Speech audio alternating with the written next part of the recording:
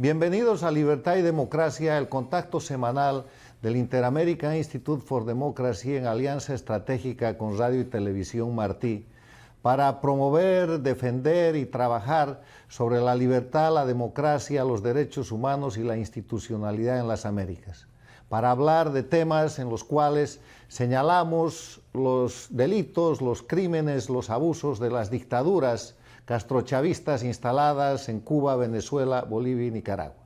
Esta semana empezamos el programa hablando de un derecho humano, del derecho humano que está consagrado en el artículo 4 de la Declaración Universal, que dice: nadie estará sometido a esclavitud ni a servidumbre. La esclavitud y la trata de esclavos están prohibidas en todas sus formas. Y esta declaración, que en derecho se conoce como una garantía, como una declaración negativa porque está prohibiendo algo, no es sino la ratificación del derecho humano que está consagrado en el artículo anterior. El artículo 3 de la Declaración Universal dice: todo individuo tiene derecho a la vida, a la libertad y a la seguridad de su persona. Y no hay nada que afecte más, que dañe más la libertad, la seguridad y la vida misma que la esclavitud o la servidumbre, y por eso están prohibidas. Y traemos este tema para poner sobre la mesa la situación que están atravesando los miles de médicos cubanos asignados por la dictadura castrista al programa Mais Médicos del Brasil, bajo el título, bajo el sofisma, bajo la mentira o la apariencia de ser cooperadores o internacionalistas. Miles de cubanos profesionales y no profesionales fueron contratados, ofrecidos por el régimen castrista al régimen de Dilma Rousseff, vinculado al Partido de los Trabajadores y al Foro de Sao Paulo. Y pusieron en marcha un proyecto Mais Médicos en portugués, para que médicos cubanos lleguen al Brasil cobrando un equivalente de un poco más de $3.000 por cada médico, por cada individuo allí asignado. Pero ese dinero, en vez de beneficiar a cada uno de los trabajadores que prestan ese servicio, va directo a los fondos, a los recursos para sostener a la dictadura castrista, con la oscura intermediación de la Organización Panamericana de la Salud, a la que se ha denunciado que también recibe o retiene una cantidad de dinero por ese servicio. El resultado es que cada uno de los médicos que están asignados al Brasil, y que también hay médicos en Venezuela, en Bolivia, en Ecuador, en Nicaragua y en otros países de las Américas, no recibe ni el 30% del salario que paga el país contratante. O sea, que no recibe ni siquiera $1.000, y el saldo es apropiado por la dictadura castrista en un verdadero sistema de servidumbre y esclavitud en el siglo XXI. ¿Por qué se ha roto este servicio en el Brasil? Porque el presidente electo Jair Bolsonaro hizo una propuesta diciendo que los médicos cubanos que están trabajando en el Brasil deberían tener 3 derechos. Primero, el derecho de cobrar la integridad del salario que el Brasil paga. En segundo lugar, el derecho de revalidar sus títulos profesionales en el Brasil, para lo que él, como presidente, estaba dispuesto a abrir todas las facilidades. Y tercero, muy importante, que los médicos debían poder llevar sus familias al Brasil, porque este sistema de esclavitud y de servidumbre instalado y explotado por la dictadura castrista de Cuba retiene en Cuba como rehenes a los familiares de los médicos esclavos, porque si los médicos no regresan, los familiares no salen. Y si los médicos piden asilo político, que es una posibilidad que ha abierto el presidente electo Bolsonaro, de acuerdo a las leyes de la dictadura, leyes infames, no pueden volver 8 años a ver a sus familias a Cuba. De eso se trata, de denunciar hoy día que el régimen castrista, bajo la tolerancia que tiene que dejar de ser complicidad de los países y de los gobiernos democráticos de las Américas y el mundo, desde hace muchos años, en el siglo XXI, explota un sistema de esclavitud que tiene que ser objeto de un final y que tiene que ser objeto de juzgamiento, porque los delitos que ahí se cometen se llaman trata de personas, y la trata de personas es uno de los delitos que, de acuerdo al protocolo 2 de la Convención de las Naciones Unidas contra la Delincuencia Organizada Internacional, caen en el marco de la Convención de Palermo, que hacen juzgables y perseguibles en cualquier parte del mundo a los Castro y el grupo de delincuencia organizada que han montado para ejercer y para beneficiarse económicamente de la servidumbre y de la esclavitud de médicos y otro tipo de profesionales de Cuba.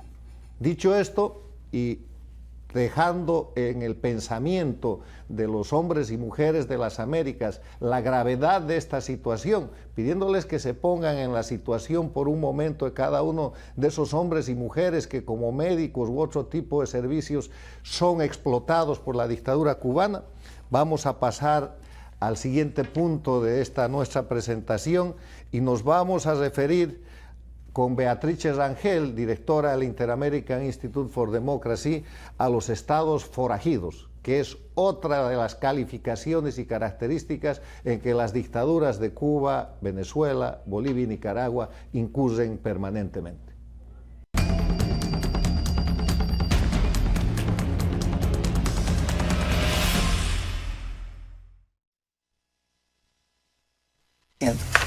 Estados Unidos es un estado estable, más no necesariamente sustentable. Y esto que ustedes ven en rojo, este color ocre oscuro, son los estados forajidos, donde la fragilidad es tal, donde no hay gobierno, no hay control territorial y lo que hay es grupos privados que controlan diferentes actividades. El amarillo son estados en transición que cuando van hacia el mejoramiento, como que es el amarillo pollito, como Brasil, o sea, Brasil es un país de América Latina cuyo marco institucional ha sido sometido a una revisión profunda y va hacia la garantía de la transparencia y romper una cantidad de regulaciones que le impedían el desarrollo. Entonces, por eso está en amarillo pollito, porque es transición positiva. Bolivia está transición ocre, porque ellos también están haciendo un cambio, pero están haciendo un cambio para controlar a la ciudadanía, quitarle libertad a la ciudadanía y controlar el proceso de desarrollo. Entonces, este es el mapa. La fragilidad es la primera fase en el desarrollo de un estado forajido. Después entonces viene la segunda fase. ¿Qué pasa? Con los adelantos tecnológicos que tenemos en el tema de la comunicación, de la distribución de la información y el almacenamiento de la información, las actividades que normalmente eran de bandas criminales nacionales ahora se han internacionalizado. Y se han internacionalizado y operan a escala global. ¿Qué tenemos?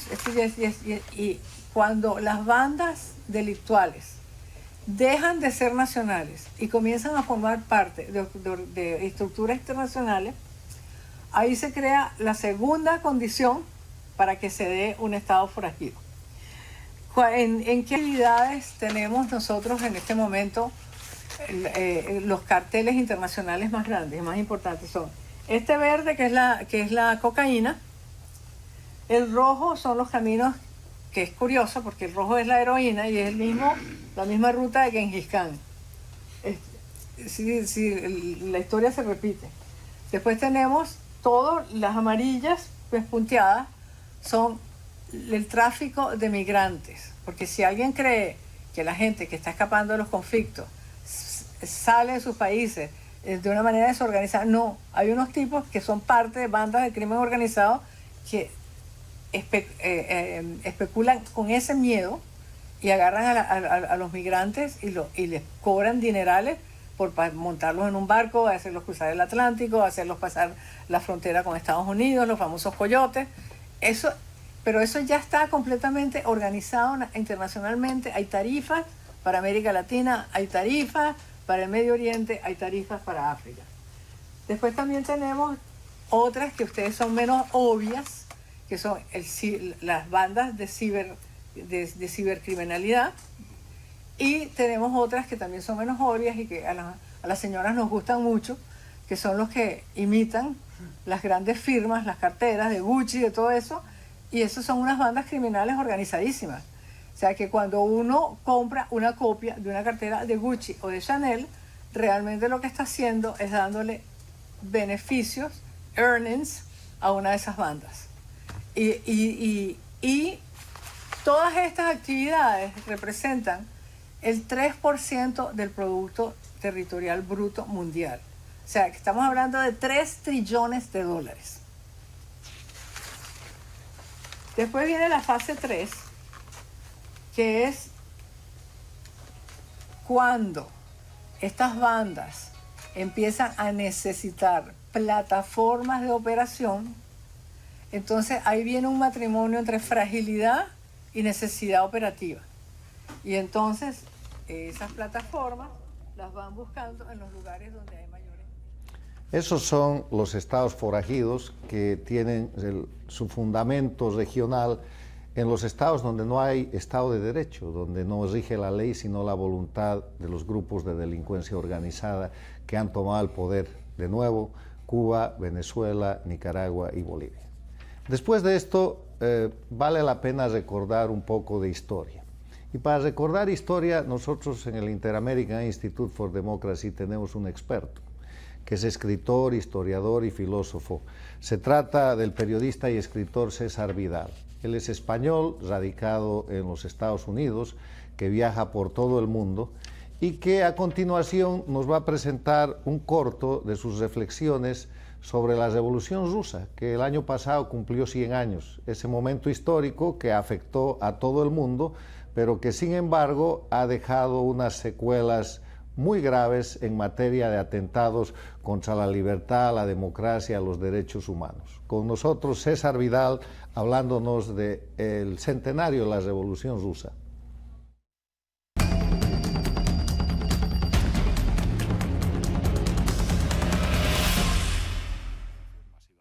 Por cierto, circunstancia que no tuvo nada que ver con la revolución, porque al menos desde 1908 Lenin estaba defendiendo la idea de que el terror era indispensable para mantener el sistema que supuestamente iba a ir hacia el socialismo.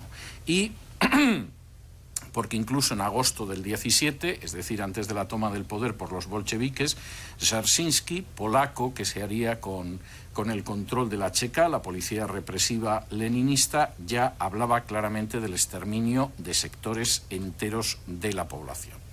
En ese sentido, y desde luego es verdaderamente para pensarlo, el terror fue una base que además aparece muy claramente en bastantes de los documentos que yo traduje y que reproduzco en el libro. Es decir, cuando Lenin, por ejemplo, ordena diezmar a unidades enteras del ejército para evitar la huida, cuando en un momento determinado se ordena el encarcelamiento de sectores enteros de la sociedad, porque pueden obstaculizar el esfuerzo revolucionario, que pueden ser las pobres prostitutas que hay en una población, como los sospechosos de apoyar la ideología burguesa en otra. Es decir, el uso del terror es claro, y como es la creación de la CK, que en última instancia se funda incluso antes de la Asamblea Constituyente, en diciembre del 17, en la idea de que posiblemente vamos a perder las elecciones, como efectivamente las perdieron un mes después, y por lo tanto lo que tenemos es que tener articulado un sistema represivo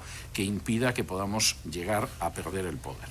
En ese sentido, Stalin no inventó nada, porque el que inventó todo fue Lenin y en su defecto Trotsky. Por ejemplo, Trotsky concibió la idea de tener dosieres de los oficiales y suboficiales del ejército para represaliar a las familias, lo cual siempre se ha contado después de Stalin. Es verdad que Stalin lo hizo, pero quien empezó a hacerlo en el mismo mes de octubre del 18 fue Trotsky. O, por ejemplo, también fue Trotsky el que creó las Sagrayechelnya Triadi, que eran estas unidades de ametralladoras que hemos visto en alguna película, que cuando se producía una retirada del Ejército Rojo disparaba sobre las unidades en retirada. Eso, por supuesto, Stalin lo empleó con profusión durante la Segunda Guerra Mundial, pero es otro de los aportes de Trotsky al terror, que, por cierto, tengo que decir que llegó a teorizar magníficamente sobre el terror. Posiblemente uno de los textos más sobrecogedores, pero más iluminadores de lo que fue la revolución bolchevique, sea precisamente el uso del terror, el teorizar el terror y el justificar el terror como un arma absolutamente indispensable.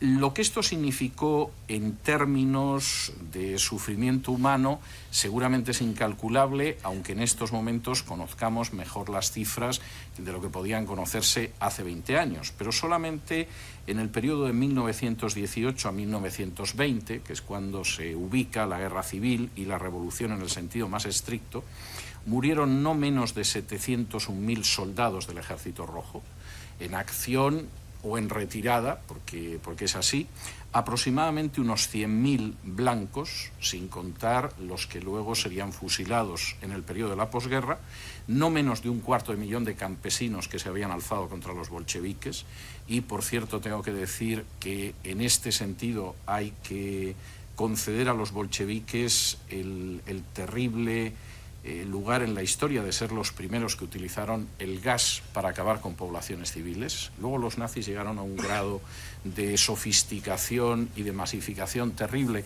pero la primera utilización de gas, y yo reproduzco el documento en mi libro, se produjo ya en el año 21 y la llevó a cabo el general Tukhachevsky siguiendo órdenes de Lenin, es decir, vamos a utilizar el gas como forma de exterminio masivo de la población, e incluso estamos hablando casi día por día de 20 años antes del uso de cámaras de gas en Auschwitz, y incluso las camionetas de gas para ejecutar a prisioneros, que en ruso son las dusheguvki, también fueron inventadas precisamente por un bolchevique en el año 37. Luego se utilizaron con enorme profusión por parte de los nazis, sobre todo en la zona de las repúblicas bálticas, pero es otro de los inventos bolcheviques, cosa que por supuesto no se suele contar nunca. Si a esto le añaden ustedes como 2 millones de personas que fallecieron de hambre y de enfermedad en el curso de la guerra, y otros 2 millones, en no escasa medida gente de bastante instrucción que tuvo que exiliarse, pues la revolución costó 5 millones de personas, que es un tributo notable. Sin entrar en los años posteriores, porque entre 1929...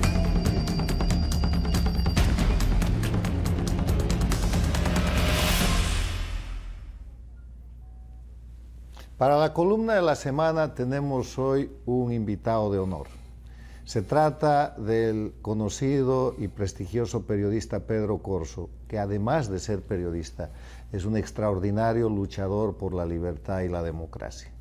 Pedro es un periodista consagrado en todas las Américas y el mundo. Decenas de medios publican su columna semanal y por eso le hemos pedido que nos acompañe hoy día para presentar y comentar una columna muy importante, no solo para la historia, sino para lo que es la defensa de la libertad, los derechos humanos y la democracia. La columna de Pedro que hoy día vamos a tratar es Causa 829 del año 1960. Bienvenido, Pedro, y gracias por estar con nosotros. Gracias a ti por la invitación, Carlos, y creo que has seleccionado una columna muy importante, porque no solo es que recoja el pasado, sino es que es una enseñanza para el futuro, una muestra para las actuales generaciones de que a través de la historia, numerosos hombres y mujeres, como decía el apóstol José Martí, han sido capaces de defender el decoro de aquellos que les ha faltado ese sentimiento, ese decoro de integridad y de valores. Y es que la causa 829 de 1960 consiste en un proceso que se llevó a cabo contra hombres y mujeres que se alzaron en armas en las montañas del Escambray a mediados del año 60, que fueron capturados y llevados a un proceso espurio, como son todos los procesos judiciales de la dictadura castrista. En ese proceso espurio, fueron condenados a muerte 5 hombres. Uno de ellos, comandante de la Revolución, Plinio Prieto. 2 capitanes, Sinesio Guach Ríos y Porfirio Ramírez. Este último era un punto básico en la lucha estudiantil cubana. Había sido dirigente estudiantil históricamente y en el momento en que lo ejecutan era presidente de la icónica Federación Estudiantil Universitaria. O sea, un líder estudiantil de carácter nacional fue fusilado por el castrismo a poco más de un año de haber llegado al poder. Y eso es algo que nosotros consideramos importante, te repito, no para simple recordar, sino como enseñanza, sino como patrones de conducta que los ciudadanos debemos asumir. Y este caso 829 o la causa 829, además de los 5 asesinados por la vía del fusilamiento, que es uno de los tipos de crímenes que ha cometido el castrismo, que tiene además como uno de sus grandes exponentes al Che Guevara, que era el fusilador notable de... Un asesino en serie, pero que la revolución le prestó un útil servicio para encubrir esa voluntad de asesinar y convertirse en un justiciero. No, que además lo confiesa en su visita a las Naciones Unidas. Él dice, hemos fusilado, estamos fusilando y fusilaremos. Y le escribió a su padre en una ocasión una carta en la que le decía, he descubierto aquí en Cuba que me gusta matar. Qué horror. Bueno, esta causa, te decía, la 829, al resto de la gente, ¿a qué la sentencia? ¿Qué pasa con la gente que no es fusilada? Condenaron a la mayoría a 30 y 20 años de cárcel. También fueron llevadas a juicio varias mujeres. La que más recuerdo en este momento fue una combatiente ejemplar que estuvo 14 años en prisión, Gloria Argudín. Estas mujeres fueron condenadas muy severamente, al igual que el resto de los hombres. Fueron, si mal no recuerdo, 105 personas las llevadas a juicio, 100 fueron condenadas a prisión, largas condenas de cárcel, y 5, como mencionamos antes, fueron ejecutados. Bueno, cualquier similitud con la realidad que hoy día está llevándose adelante en Venezuela y en Nicaragua y en la propia Bolivia, con juicios infames, con tribunales manejados, es simplemente que ahora no fusilan a la gente. La hacen desaparecer, le asesinan la reputación, lo sentencian a largas penas por delitos que no han cometido, porque esta es la expansión de la metodología castrista de control político y social a sus dictaduras en las Américas. Lo hemos conversado más de una ocasión. Los problemas que enfrenta América Latina hoy son consecuencia de la dictadura de los hermanos Castro. Más nada que eso. Gracias, Pedro, muy amable y bienvenido siempre. Y de inmediato regresamos con la periodista María Fernanda Egas y los comentarios que ella hace cada semana sobre los hechos de dictadura.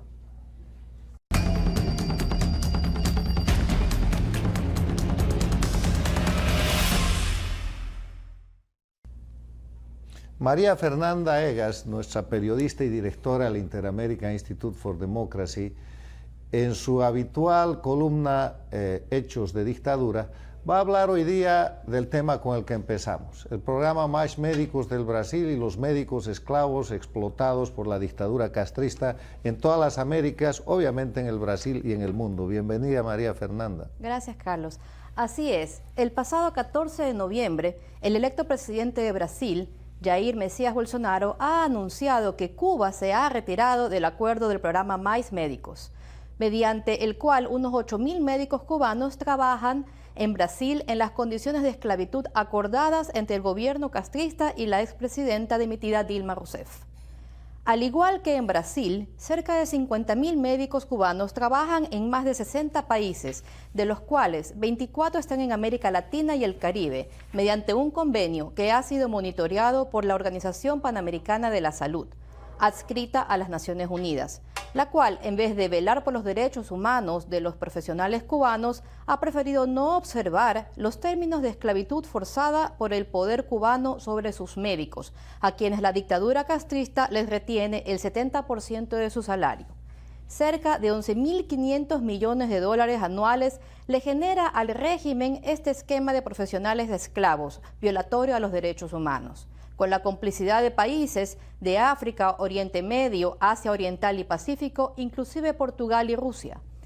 El electo presidente de Brasil había expresado que mantendría el programa Mais Médicos si Cuba aceptaba que sus títulos fuesen revalidados, como generalmente se procede en muchos países con médicos de otras nacionalidades. Si el salario que pagaría el gobierno de Brasil fuese íntegramente y no solo el 30% a sus legítimos propietarios, los médicos cubanos, y la libertad de traer a sus familias, retenidas hasta ahora como rehenes para evitar su deserción, ya que muchos ahora, hasta este momento han recibido represalias en Cuba, como terminar en una lista negra, no poder ejercer su profesión, tener que cambiar de trabajo y hasta mudarse de ciudad. Bolsonaro ha dicho que infelizmente Cuba no ha aceptado y continuó desenmascarando este sistema. A más de explotar a sus ciudadanos, dijo Bolsonaro, al no pagar íntegramente los salarios a los profesionales, la dictadura cubana demuestra su gran irresponsabilidad al desconsiderar los impactos negativos en la vida y la salud de los brasileños y en la integridad de los cubanos. Actualmente, Cuba se queda con la mayor parte del salario de los médicos cubanos y restringe la libertad de estos profesionales y de sus familiares. Ellos se están retirando de más médicos por no aceptar revisar esta situación absurda que viola los derechos humanos. Es lamentable. También es lamentable que más de 60 países hayan aceptado y permitan que se practiquen en sus territorios la esclavitud moderna de los médicos cubanos y que la Organización Panamericana de la Salud, organismo que debe ser examinado por su complacencia ante los abusos de derechos humanos que se han venido denunciando y documentando públicamente y de los cuales no podrán abocar desconocimiento. Los médicos cubanos en los regímenes aliados de Cuba, como lo han sido Venezuela, Bolivia y Ecuador, suelen pasar a formar parte de los grupos de apoyo a los gobernantes del Foro de Sao Paulo. Su participación política en estos países parece ser parte del convenio y cuando las dictaduras aliadas lo necesitan, pasan a ser parte de los grupos de choque, junto con otros profesionales cubanos, como maestros, profesores de deporte, quienes se han convertido en un rentable producto de exportación y oxígeno dictatorial, gracias a la complicidad mundial. En 2014, el gobierno cubano obtenía ya 8.200 millones de dólares y hoy superan los 11.500 millones de dólares. Ni bien Jair Bolsonaro anunciara el fin de esta cooperación, el aparato de propaganda comunista ha enviado advertencias sobre las consecuencias de aceptar la oferta de asilo político que hiciera el presidente de Brasil. Según operadores castristas, los profesionales que se acogieran a la oferta justa y humanitaria de Bolsonaro estarían impedidos de volver a la isla durante 8 años. 30 segundos. La propaganda castrista ha mostrado el supuesto retorno de los primeros cubanos al paraíso comunista, una estrategia que recientemente aplicara Maduro con los migrantes venezolanos en Ecuador y Perú que huyeron del hambre y la violencia del régimen chavista. Lo que no mencionan es que apenas Bolsonaro confirmara la decisión de Cuba, 300 médicos cubanos iniciaron el pedido de asilo político en Brasil, donde sus abogados entrarían eventualmente con una acción contra el Ministerio de Salud, la OPS y el régimen cubano, porque habrían estado recibiendo un salario muy inferior al que realizan otros extranjeros por el mismo trabajo. Muy bien, muchas gracias. De eso se trata. Más violaciones a la libertad y a la democracia de parte de las dictaduras de la región. Hasta la próxima semana y muchas gracias.